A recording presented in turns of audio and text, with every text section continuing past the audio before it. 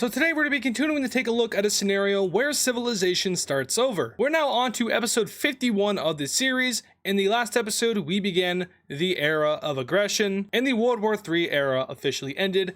And if you haven't seen the last episode, sorry, this is going to look really weird to you, but you probably should have went and watched that last episode. Also, we have flipped from the first 50, and we're now in the second half of the Wixo series. I think I want to go to 100 episodes. I'm not 100% sure. We'll see if it dries up before then. But this is the map we came up with in the last episode. The whole last episode was just us creating the peace treaty. It was almost a 2-hour long recording. Also, hello future people. I'm recording this a month ago on January 13th. Excuse me, computer, I'm talking. And yeah, so if you guys enjoyed today's video, make sure to leave a like on it, subscribe to the channel if you're new. Unless some crazy stuff has happened, I don't think we're at 200k yet, so help us get to 200,000 subscribers. And let's go ahead and begin. So in this video, we're going to be looking at kind of the after effects of World War III, more so looking at all these light green dots because they mean something. And this isn't even all of them. A lot of the light green dots didn't even transfer over.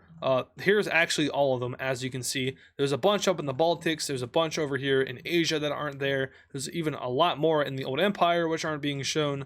So I think my solution to that is just getting rid of all the dots in general. Yeah, these are all radiated areas. Sure, there's some cities that have been destroyed, and maybe I should go into the layer that has all the cities and get rid of some of those dots. But you know, Hiroshima and Nagasaki, those are actual cities in real life that do still exist, and these bombs that were dropped on these cities were even smaller than those bombs. So I think we're just gonna keep all of the major city dots. But do know that the world is reeling in from nuclear fallout. It's not good. The whole world is kind of in a semi-nuclear winter right now, and a few countries are completely crippled from the amount of bombs that were dropped on them. We will review those countries here in a second, but I believe that that is all of the dots, and this map is clean for the first time in a couple of episodes. It's been a while. But now we're going to take a look at the alliances of the world, because obviously with the collapse of the old empire and the loss of a few countries, the alliances have of course changed. So bouncing back into the past real quick, we can first add back all of the OG cross-team countries. This includes Texas, West Africa, and the Dark Cyan team and the Orange team, and then of course all of the Central Asian countries, the Libyan and the Golden countries. These guys do not count as square team members, or sorry, cross team members, because they joined the war after it had already began. Speaking of that, they will go ahead and of course continue to have their current alliance, and they will add the purple team down here to it as well. And then we have the circle alliance over here between China and its allies. That still looks exactly the same with these four, just -1 in South China. Now, as for Korea and Vietnam, they never formed an official alliance. They just formed a coalition against China, which means that they aren't in an alliance. And now for the last alliance, the Square Alliance. This includes Norway. Finland joined after the war had already started, so they do not count. But it does include the white country, who does still exist at this point. Does not include the purple country, who joined after the war started. But it does include Iberia, as well as America. And that reminds me, we needed to add Mexico to the Circle Alliance. Alright, and there we go. So I do believe that is everybody, I hope. I did kind of delete a few alliances on this layer on accident, or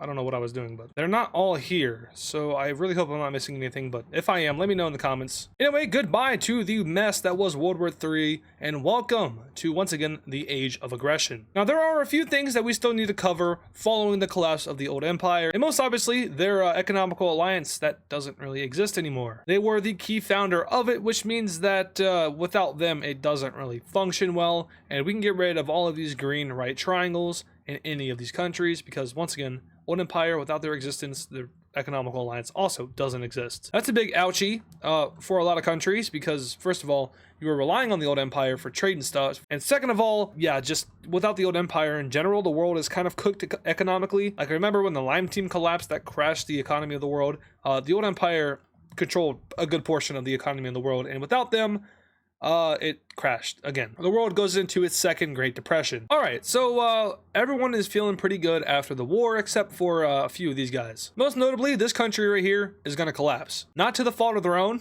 They got nuked like 4 times, and that simply is just too many times. That's all right though, because they will be annexed by their following allies. So it's not like the land is going completely to waste. They will just be occupied once again by their own allies, and actually just full on annexed. They are gone. Oh, the religion map isn't updated.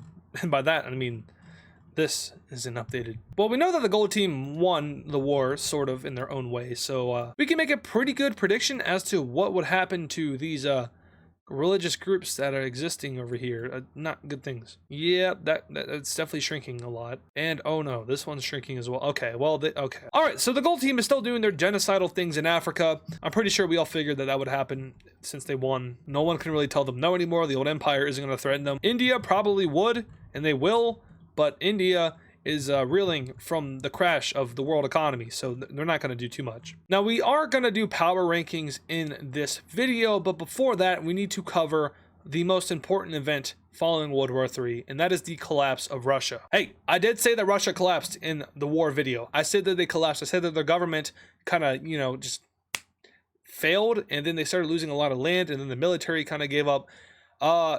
Russia collapsed. Now, they were able to reform a government to work out the peace deal. They were able to do that, obviously. They got some land and some occupations. But the nuclear strikes that happened across Russia, there were a lot of them. And just like how it kind of fractured the old empire apart, it's going to fracture Russia apart. Almost forgot to make a thumbnail for this video. That would have been catastrophic. But now, the Russian government is, well, they weren't able to agree on a new way to reform, and there's too many potential uprisings that would take place to undermine a new Russian government, and therefore, they're just going to agree to divide this thing up. Now, Russia has been around for a very long time, so it's going to be interesting to see what countries they decide to release, what countries they decide don't need to be released, and what countries they decide to draw new borders for. Let's take a look at how the Russian Federation officially collapses following the end of World War III and the collapse of the global economy. First of all, we have the releasing of the Estonian country. Y'all remember this thing? Because I almost don't. Now, I do remember them having this coastal area right here, these two provinces, but I decided to give that over to Poland because it would look stupid. But we have Estonia coming back, and I'm not going to sit here and pretend that this is the same Estonia that we saw in episode 17. For example, it's not, because that was hundreds of years ago. It's the same color. I might change that. Honestly, I do like the red, even though there is a red country right there. Spoiler alert, they may not be there for very long. So don't worry about that. But Estonia is the first country released by Russia. Oh, episode 17 was the one where the red team went on that crazy conquest. But now we move down to the military occupation area of Russia. This is where things get a little bit interesting because their military, of course, is going to leave this. And this will form into its own country. In fact, it's going to form into two of its own countries. The left side will be the gold country, not the gold country, a gold country. Just coloring it the same color because I like to keep it, similar. Not the same gold country that was in World War I. Not the same gold country that was on this map hundreds of years ago in like the 1500s or 1400s. Not the same. Maybe it has the same culture, but obviously it's not the same country from hundreds, 500 years ago or whatever it was. Same capital city though. It's kind of suspicious. Estonia, you also need a capital. That city, what was your capital, that no longer exists. Thank you, nuclear bombs. So your new one will be right about here. That's actually where their capital is in real life, so that works. Anyway, now we get down to this country right here. They will be a dark gray color. I think we need some of that over here, especially with all these light colors. And their capital city will be right here. Now we're moving back up north to northern Russia, where we will see the return of two familiar faces. One way more familiar than the other, but still two familiar faces if you know your history. It's crazy that you could teach a whole course of subject of history just for the Wixo series. Insanity. But first of all, we have what should be a familiar color to all of you. The dark red Russian country has come back, and they are a little bit bigger than they were before, not gonna lie. But that is because my lazy bum did not go ahead and draw in the provinces during this time period, so it's not accurate to what their shape was originally. Especially over here, more specifically, this area is fine. This is correct. But once you get to like this point and over, it definitely did not look like this. But this is what we have. It's all right. I'm sure they're fine with getting more land. I don't think they would complain. In a way, they will make their capital city, of course, what it was back then. And then we will see the releasing of the orange country right here. They are now back into existence, and their capital city lies right here. So these pivotal northern Russian areas that were very important during World War III have all gone back to their respective countries, being Estonia, Poland, this orange country, and then the red country. These guys, I feel like they're recent enough. Now, maybe not Estonia and the orange country. Well, I mean, they were there in episode 23. After World War I, which was in the late 1800s, it's 2000 now, about 100 years. That's okay. Poland lasted that long in real life, so I feel like it's not too ridiculous to bring these guys back. Whereas, bringing back like the gold country from episode 1 or like 3 or 4, that would be ridiculous. Anyway, there's still some land that needs to be divided up in Russia, specifically over here in the central region. Now, there will be a little bit of a compromise made. You know, this country that's been bullied by everybody, yeah, they're gonna get some land out of this. It's a little bit of reparations. And that's a whole lot of reparation. But nonetheless, that is exactly what they are given. And now the seafoam green country is back on the rise. Let's go. Now, as for the rest of Central Asia, there are a few countries that I'm going to bring back. And this is from episode 33. So when I'm recording this now, that wasn't that long ago. But when you're seeing this video, that was a long time ago. You're seeing this on like the 2nd week of February. I'm on the 2nd week of or 3rd week of January, bro. Crazy. Oh, but guess who didn't do the provinces by that time? So yeah, they're going to be the same color, not the same country though. Taking that back. Good job, AdizzPro. You suck. But the country that we're bringing back right here is going to be this country is going to be the teal country. It didn't look like this when it existed a while ago, but you know, maybe they decided to change their borders.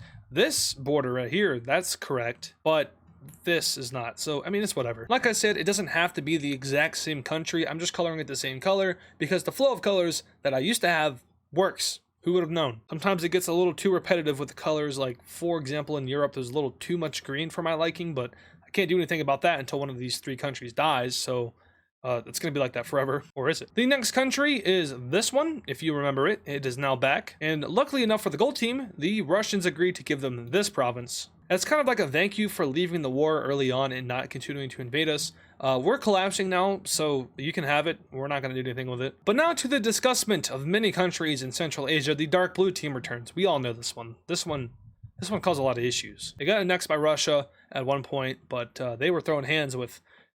I mean, remember the bloodiness of this area?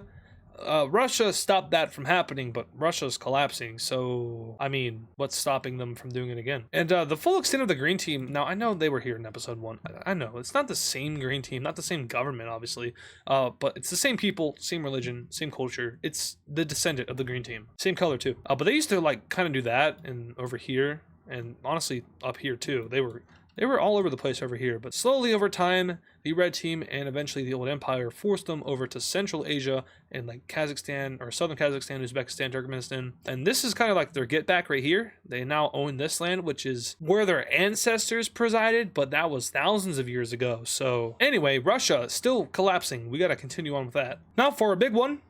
Boom. We got a big boy brown team country over here in central Russia, and I will add the capitals after I finish releasing all the Russian states. Speaking of, y'all see this right here? Like this kind of weird round thing right here? Yeah, I think that was a country a really long time ago. It looks familiar. Oh my god, I found it in episode 19, the dark blue country. I'm not bringing it back, but I thought that is pretty notable to find that right there. It's like a fossil. Anyway, the new countries from here on out, they will not be brought back countries, so we can go ahead and like I said, divide up the rest of Russia. All right, here's country number Here's country number uno, país número dos, país número tres, y finalmente país número cuatro. Y bien. Okay, no more Spanish, but we have our final country here, leaving the Russian state in the middle there. Do we color it a new color? I think we do, and nope, not that. Struggling to find colors here because there's just so many all of a sudden. Hesitant to do another green country, but it kind of helps with the relief, so we'll do that. We'll color it this color. And Russia as a state no longer exists. What is happening in the Civilization series? Well, this is what happens when you nuke each other to oblivion. You collapse. Yeah. I hope that was apparent when the nuclear war started and about 20 bombs were launched into each other, and then 20 more bombs were launched later on, and then like 20 more later on. So if it wasn't evident that nuking each other into oblivion would cause the collapse of not just the old empire, but Russia as well, there we go. Now, of course, China also got nuked, but they didn't get nuked into oblivion. They just got nuked, and most of their major cities were fine, whereas these two lost pretty much all of their major cities. So, yeah. But anyway, time for the capitals. I'll go through this real quick. We have one there, over here. I might actually just try to do this all in one clip, so I got to yap a little bit, but there we go. Now to the dark blue, theirs can be right there. I do remember this being the capital of this country. They're not going to make the same mistake twice. They'll do that one there. And I think that's it. All right, that was relatively quick. Anyway, how are we feeling about our new map of the world? Yeah, it looks like we went back in time, but this is the modern world. This is like 2000, 2001-ish now, maybe. Anyway, the world is going to come together and try to form a United Nations. Now, of course, the UN was created after World War II in real life. It needed to be created because the League of Nations failed after World War I.